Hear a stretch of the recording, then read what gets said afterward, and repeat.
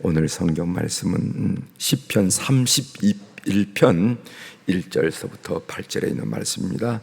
시편 31편 1절부터 8절에 있는 말씀.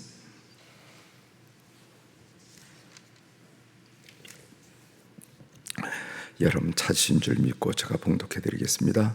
시편 31편 1절부터 봉독해 드리겠습니다.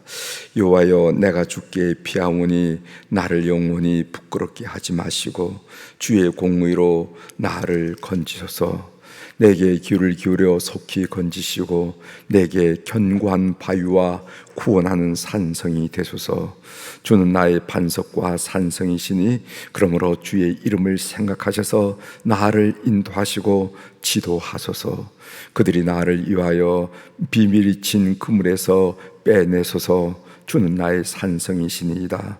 내가 나의 영을 주의 손에 부탁하나이다. 진리의 하나님 여호와여, 나를 속량하셨나이다.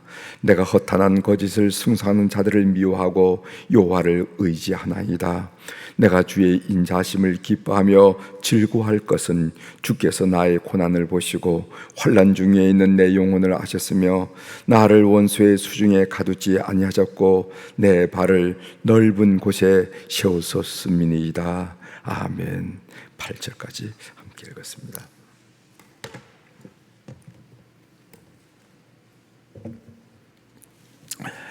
오늘 우리 시편 31편 전반부가 되죠. 1절에서 8절, 내일 또 9절부터 24절 같이 나누게 되는데, 오늘 시편 31편 전반장에 있는 말씀을 중심으로 주제를 시련은 하나님의 살아계심을 체험할 수 있는 기회입니다 하는 놀라운 말씀을 함께 나누려고 합니다.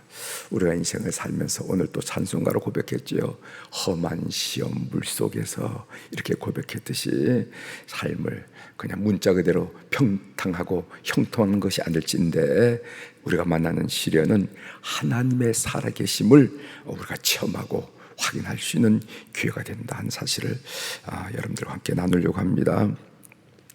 하나님이 우리 문제를 해결해 주시는 방법은 우리가 두 가지, 성경에서도 그렇게 나와 있고 또 우리의 신앙 경험을 통해서도 그렇게 확인되어지는데, 우리가 어떤 문제를 만났을 때 그 문제를 위해서 기도하지 않겠어요? 그 기도하면 항상 하나님께서 두 가지 중에 하나로 우리에게 응답해 주신데, 첫 번째는 뭐냐? 그것은 문제 자체를 없애주시는 것입니다. 문제 자체를 없애주셔서 그 문제를 통해서 하나님 우리와 교제하기를 원하시기 때문에 문제 자체를, 그 교제가 깊어지면 문제 자체가 슬그머니 없어지는 것을 우리가 경험하게 된다는 거예요. 두 번째로는 그 문제에 대한 성경적인 생각을 주심으로, 다른 말로 하나님의 생각을 주심으로, 내 생각은 이거야, 내 의도는 이거야, 내 목적은 이거야, 그 하나님의 생각을 파악하게 하심으로 더 이상 문제가 문제되지 않게 하는 것을 우리가 신앙 경험을 통해서 살펴볼 수가 있습니다. 예를 들어 사도 바울을 예를 들어보죠. 사도 바울의 예를 들어보면 말씀하신 바가 그 의미구나 하는 것을 여러분이 아실 수 있을 것입니다. 사도 바울에게 육체의 가시가 있었어요. 학자들마다 그 육체의 가시가 무엇일까?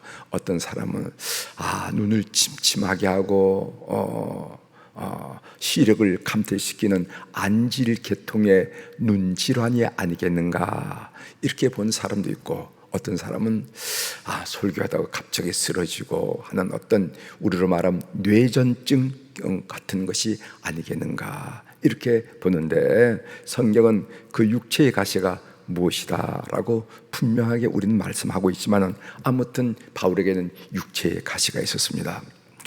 바울은 이 육체의 질병을 고쳐달라고 간절히 기도했어요. 그래서 고린도 후서에 보면은 내가 3번 하나님께 기도했다.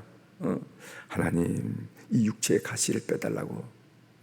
또 간곡하게 하나님이 육체의 가시를 빼달라고 이렇게 3번 간구를 했습니다. 그러나 그 육체의 가시에 대한 하나님의 생각은 달랐다는 거예요.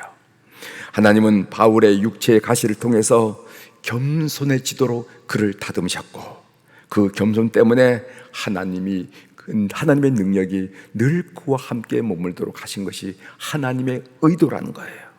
그 이야기가 고린도 후서 12장 9절에 있습니다. 그 이야기를 한번 여러분들에게 읽어드리겠습니다. 나에게 이르시기를 내 은혜가 내게 족하도다. 내 은혜는 하나님의 은혜를 말씀하시죠. 하나님의 은혜가 바울에게 족하도다. 됐어 하는 얘기죠. 이는 내 능력이 약한 데서 온전하여짐이라. 인간은 가졌다고 생각하면은, 누린다고 생각하면은요, 하나님의 은혜를 구하지 않은 특징이 있잖아요. 부족하면 하나님 향해서 손을 들고 구하는데, 내 능력은 어디서 나타나냐면은 인간의 약함을 통해서 나타나는데, 내 능력이 약한 데서 온전하여짐이라 하신지라.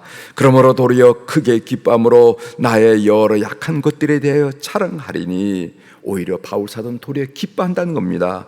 이는 왜냐하면은 그리스도의 능력이 내게 머물게 하려 함이라. 바울은 기도 중에 깨달았습니다.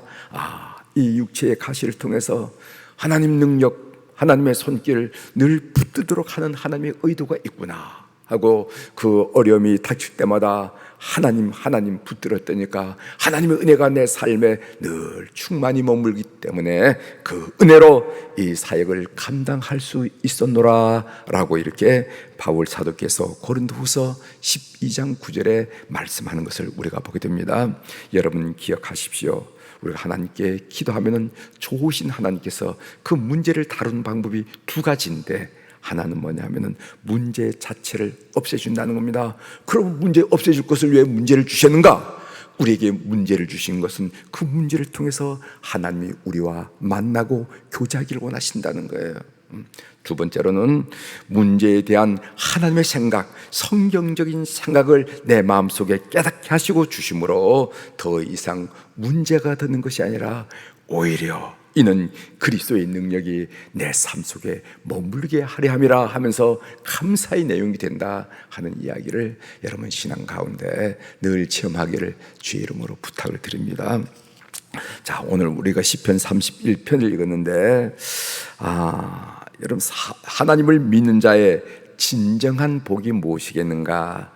여러 가지로 설명을 드릴 수가 있겠지만은, 하나님을 믿는 우리들에게 있어서 진정한 복이라는 것은 하나님께 피할 수 있는 것, 이것이 바로 진정한 복이 아니겠습니까? 그렇죠? 하나님께 피할 수 있는 것. 그래서 1절에 여호와여 내가 주께 피하오니, 이런 고백이 있습니다. 여러분 찬송가 70장에 보면은 피난처 있으니 환난을 당한 자 이리오라. 땅들이 변하고 물결이 일어나 산 위에 덮치되 두렵자네. 땅들이 변한다, 이건 지진이 일어나는 건 말합니다. 물결이 일어나는 것은 해일이 밀려온다는 거죠. 그래서 그 해일이 산 위에 넘치던다 하더라도 나는 두렵지 않네 하면서 피난처 있으니. 여러분들에게 피난처 있죠? 남편입니까? 끌끌한 자식입니까? 자식, 피난처. 본문에서는요, 주께 피함을 산성이란 말로 대체하고 있음을 보게 됩니다. 대응하고 있음을 보게 돼요. 여러분 산성이라 말은 산 꼭대기에 있는 은신처를 산성이라 말하잖아요. 그래서 본문에 보면은 산성이란 말이 3번 나오는데 한번 살펴보도록 하겠습니다. 2절 주목하세요. 내게 귀를 기울여 속히 건지시고 내게 견고한 바위와 구원하는 산성이 되소서. 3절 주는 나의 반석과 산성이시니. 4절 그들이 나를 위하여 비밀이 친 그물에서 빼내소서. 주는 나의 산성이시니이다. 이렇게 얘기하고 있습니다. 그래서 우리가 주님께 피하는 것을 오늘 시인은 주께 피한다 하는 말을 1절에 한 다음에 2절부터 그 피한 상태를 뭐라고 표현하냐면은, 대치시키냐면은 바로 산성이라 하는 것으로 우리에게 말씀하고 있습니다. 사람은 가짜 위안 거짓 안정을 줍니다. 사람은 진짜 안정, 진짜 위안을 주는 존재가 아니에요. 저금 통장은요 가짜 위안 거짓 안정을 줍니다. 자식, 여러분들 자식 귀하죠? 자식은 가짜 유한 거짓 안정을 줍니다. 하나님만이 우리의 산성이 되심을 오늘 이 새벽에나 우리 교우들이 다시 한번 고백하는 여러분이 되시길 바랍니다. 그렇죠. 살아오니까 깨닫겠습니다. 정말 사람은 가짜 유한 거짓 안정을 주고, 저금 통장은 가짜 유한 거짓 안정을 주고, 자식 또한 가짜 유한 거짓 안정을 줄 뿐입니다. 우리의 진정한 안정, 진정한 유한은 주님께만 있습니다 라고 고백하는 교우들이 되시길 바랍니다. 하나님이 우리의 산성이 되기 때문에 오늘 시인이 뭐라고 고백하면은, 시련 중에도 감히 이렇게 고백할 수가 있습니다 하면서 고백하고 있어요. 그 짧은 구절이지만은 하나님이 우리의 산성이 되기 때문에 시련 중이지만은, 내가 지금 형통하거나 평탄한 게 아니에요. 시련 중이지만 나는 감히 이렇게 고백할 수 있습니다 하는 것을 제가 세 가지로 정리해 볼 수가 있겠더라고요. 그 정리한 내용을 여러분들께 함께 나누려고 합니다. 첫 번째로, 하나님은 나를 부끄럽게 하지 않으신다, 이렇게 고백하는 겁니다. 하나님이 나의 산성이 되시기 때문에, 인생의 산성이 되기 때문에 나를 부끄럽게 하지 않으십니다 한 얘기가 1절에 있죠. 여호와여, 내가 주께 피하오니 나를 영원히 부끄럽게 하지 마시고, 이렇게 부끄럽다는 단어가 나옵니다. 로마서 10장 11절에 보면 이런 말씀이세요. 성경에 이르되 누구든지 그를 믿는 자는 부끄러움을 당하지 아니하리라 하니, 이렇게 해서 이 믿음과 부끄러움과 연결시키는 것을 구약 성경에서도 발견하게 되고 신약 성경에도 발견하게 됩니다. 우리가 인생을 살면서 부끄러움을 당하는 이유가 뭡니까? 그 원인은 우리의 죄 때문이에요. 그런데 예수 그리스도께서 우리의 죄를 문자 그대로 말끔히 해결해 주시기 때문에 우리는 영원히 부끄러움을 당하지 않는다 하고 성경이 담대히 고백한다는 겁니다. 여러분, 이 말씀에 깊이 할렐루야 하는 여러분 되시기를 주의 이름으로 축원합니다. 예수 그리스도께서 우리의 부끄러움의 원인은 죄 문제를 말끔하게 깨끗하게 영원히 정리해 주셨기 때문에 우리는 영원히 부끄러움을 당하지 않는다, 이 사실을 여러분이 기억하시기를 바라고, 두 번째로, 주님의 이름 때문에, 주의 이름 때문에 하나님은 나를 책임지신다 하는 고백이에요. 3절입니다. 주는 나의 산성과 반석이시니 그러므로 주의 이름을 생각하셔서, 누구의 이름을? 주의 이름을 생각하셔서 나를 인도하시고 지도하소서, 이렇게 표현하고 있습니다. 여러분, 시편 23편에서 우리가 새겨봤지만 시편 23편 3절에 이런 고백이 있습니다.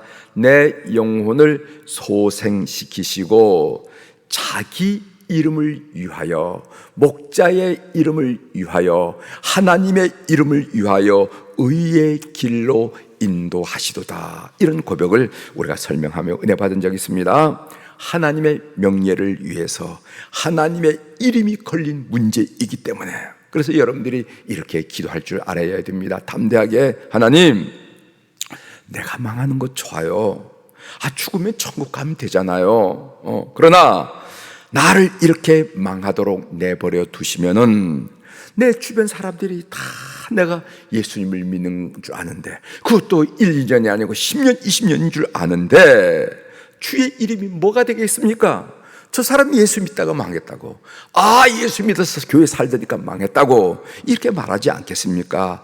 주의 이름이 뭐가 되겠습니까? 주의 이름을 생각하셔더라도 나를 일으켜 세워 주옵소서, 이렇게 기도할 줄 아는 여러분들이 되시길 바랍니다. 모세처럼, 모세가 그러지 않았습니까? 모세가 하나님께서 그 백성들의 피역함 때문에 이스라엘 백성들을 다 진멸하고자 할 때 모세가 들고 나오는 게 뭐냐면 하나님의 이름이었습니다. 하나님의 이름이 뭐게 되겠습니까?